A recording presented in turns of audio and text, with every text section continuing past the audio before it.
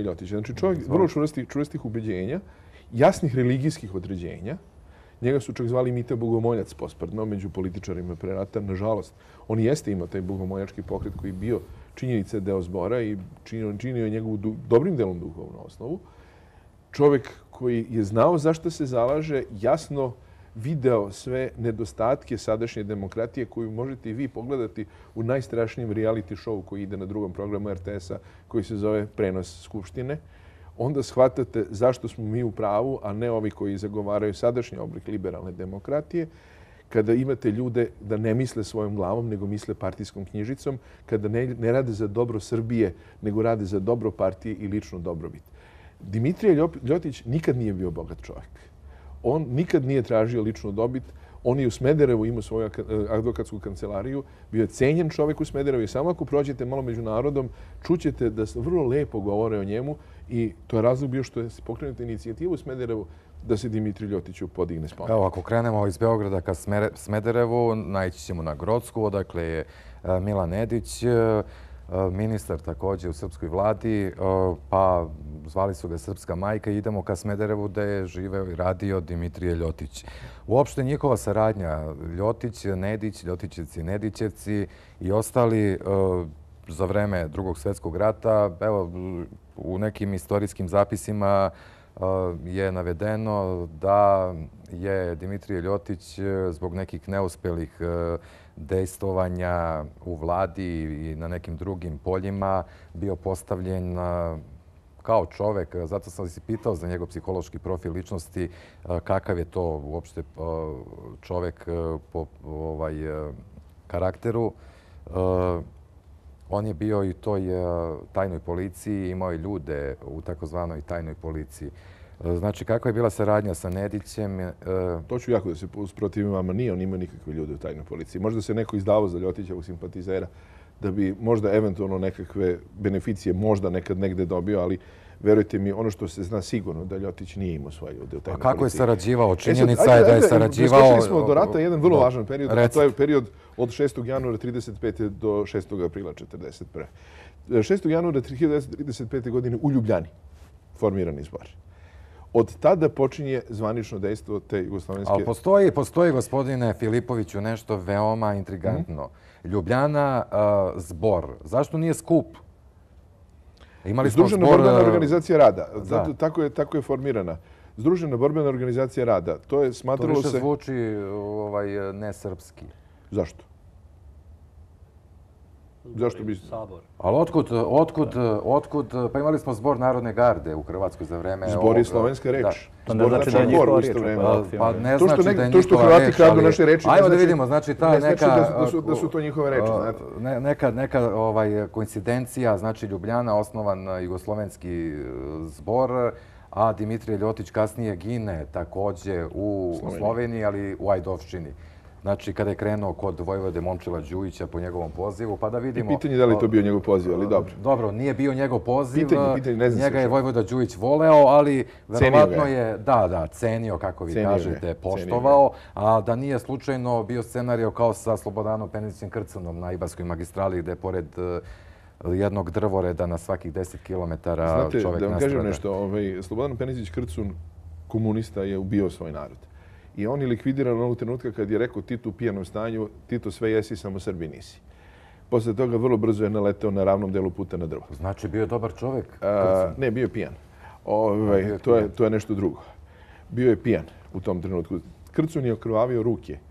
Goneći svoj narod, Dimitrije Ljotić je svoj narod spasavao. Recite mi kako je to Dimitrije Ljotić spasavao svoj narod i kako je to Dimitrije Ljotić okrvavio svoje ruke, a evo da kažemo u Šumaricama u Kragujevcu. To je najveća manipulacija koja se desila i kad imate knjigu Đoke Sljepčevića Istina o Kragujevačkom oktobru. Ja to svakom savjetujem. Ukoliko nađete tu knjigu, da možete da je pročitate, tu je prava istina o tome šta se u Kragujevcu desilo. Interesantna je priča da svi govore o tome kako je zbor, odnosno Srpski dobrovoljački korpus, odnosno njegov komandant za Kragujevac i komandant... Jugoslovenski?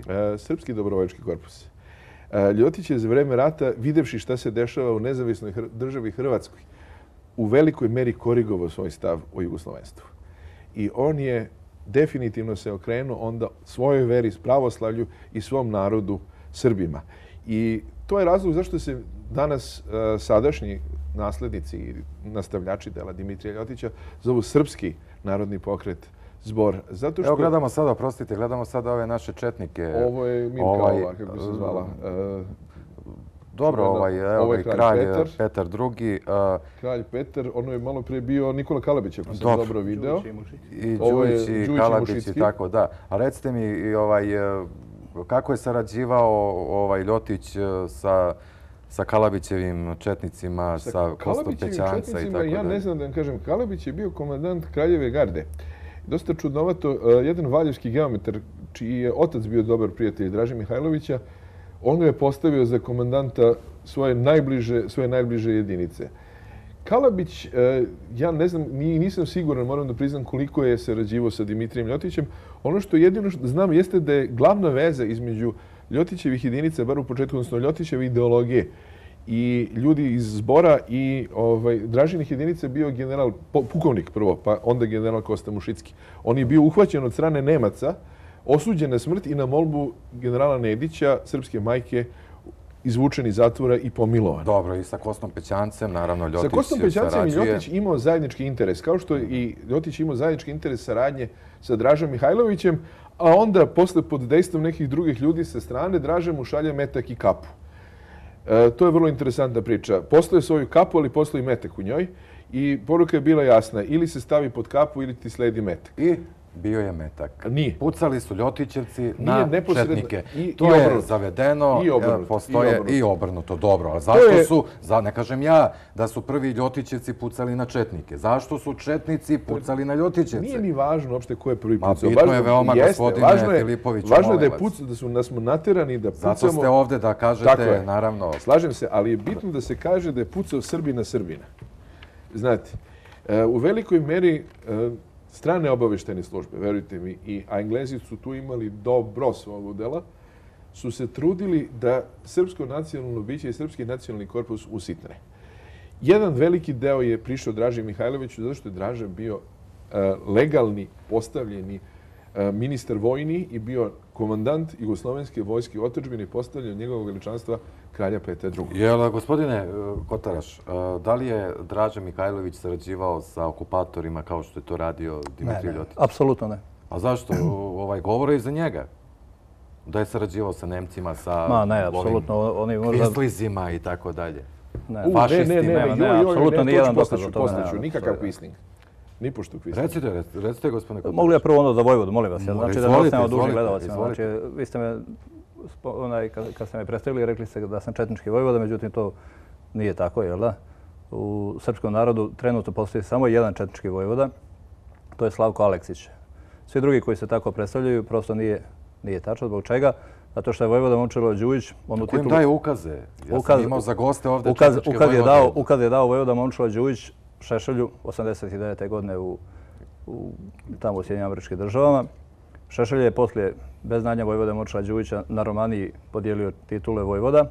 Vojvoda nije obraćao neku veliku pažnju na to. Međutim, kada je došlo do raskola između vojvoda Momčila Đujića i Vojislava Šešelja, vojvoda je oduzeo titulu koju je dao Vojislavu Šešelju, a samim tim i sve titule koje je podijelio Šešelj. Pazite, na koje ste naknadno je dao titulu samo Slavku Aleksiću. I to je jedini četnički vojvoda u srpskom narodu.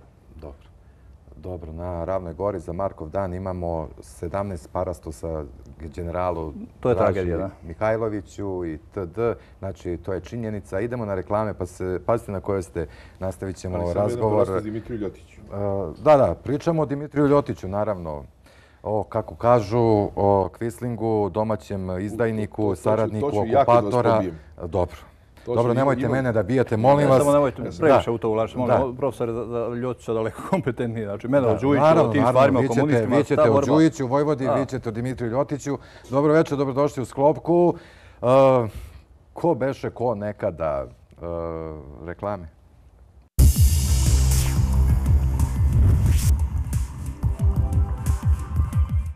Na kijoscima je nova geopolitika sa specijalnim dodatkom Rusije i Srbija. Globalno zagrevanje, nauka ili još jedna globalna obmana globalne elite. Za geopolitiku tim povodom govore Lord Christopher Monckton. Za geopolitiku govori i Andrej Vorobjev, predsjednik izvršnog komiteta Partije jedinstvene Rusije. Modernizacija Rusije na temeljima ruskog konzervatizma. Aleksandar Mitić, bolje biti u Južnom toku nego u NATO. Američki kulturolog Michael Jones o negativnom uticaju Amerike na svetsku kulturu. Od Markize de Sada do Monike Levinsky. Daniel Besson, francuski ekspert za Arktik, bitka za koloniju leda. Ona, prvi domaći luksuzni magazin za žene, najlepši stanovi, moda, lepota bez skalpela, porodični lekar, intervju sa povodom, Ivanin kuvar, od ideje do dela, kako da opremite stan, govor cveća, poklon putovanje, Ohrid, ezoterija. Za magazin Ona pišu Isidora Bjelica, Anabela Basalo, Jasmina Mihajlović, Vanja Bulić. Proverite zašto u njega zaviruju i muškarci.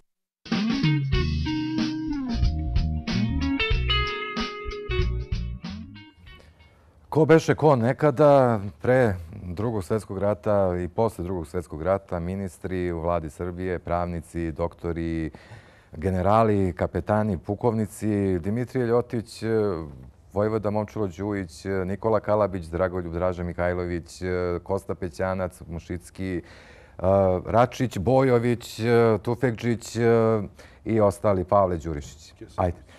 Da. Vi ste htjeli još nešto, gospodine Kotaraš, da kažete da je kod Vojvode Momčila Đujića bio njegov adjutant, to je sekretar... Da bi gledalci to bolje shvatili, dakle, taj nesrećni raskol koji je za vrijeme Drugog svjetskog rata trajao ovdje u Srbiji, dakle, borba između Ljotićevaca... Ja se izvinjavam, gospodine Kotaraš, pazite na koje ste, samo hoću da kažem našim gledalcima. Ja sam tražio i treću stranu, ali evo, pošto je danas 12. jun, a sutra je obeležavanje bitke na Sutjesci, na Tjentištu u Republici Srpskoj. I svi partizani, komunisti, istoričari NOB-a i ostalih njihovih udruženja su otišli grupno na Sutjesku, stoga nemamo večeras predstavnika partizana, komunista i tako dalje. Eto, ja sam zvao gospodina Branka Latasa, istoričara Narodno-slobodilačke borbe, gospodina Josipa Jošku Broza, unuka Titovog i još neke ljude, istoričare, ali svi su otišli kolektivno da odaju poštu tamo poginulim partizanima na Sutjesci, tako da, evo, znači, vi možete da se ne slažete u nekim činjenicama, nekim istorijskim zapisima. Vi, profesore Filipoviću, i vi, gospodine Kotaraš, znači, recite sada ono što ste počeli. Htjelo sam da kažem, da dam naglasak na to da na Dinari nije bilo toga sukoba među Ljotićevcima i Četnicima, jer Vojvoda Momčilo Đujić je faktički pripadao i zaista je pripadao pokretu Draže Mihajlovića, bio je jugoslovenska vojska u otadžbini.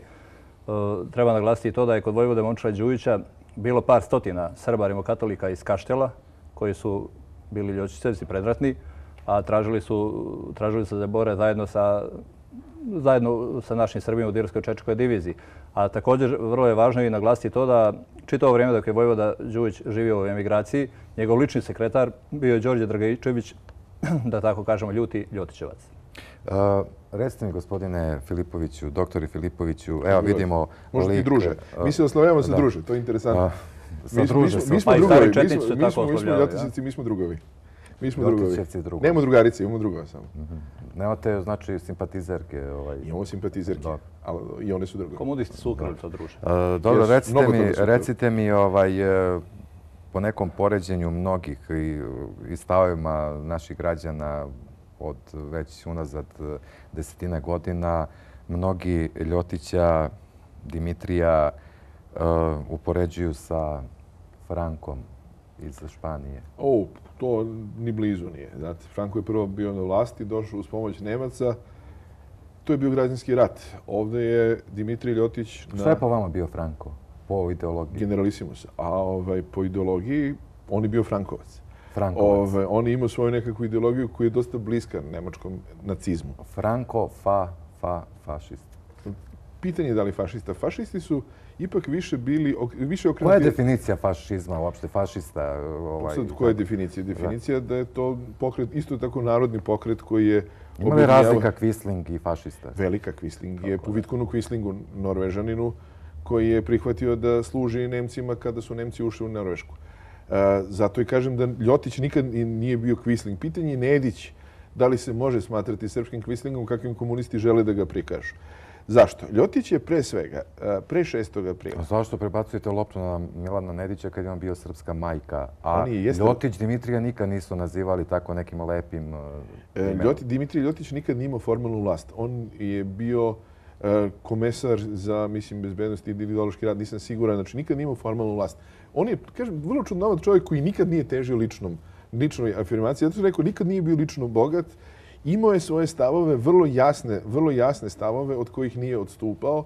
To je izneo kralju u novom predlogu ustava, taj predlog je odbijen i on se povukao. On je smatrao da Srbima treba pomoći, a ne da Srbi treba uludu da ginu.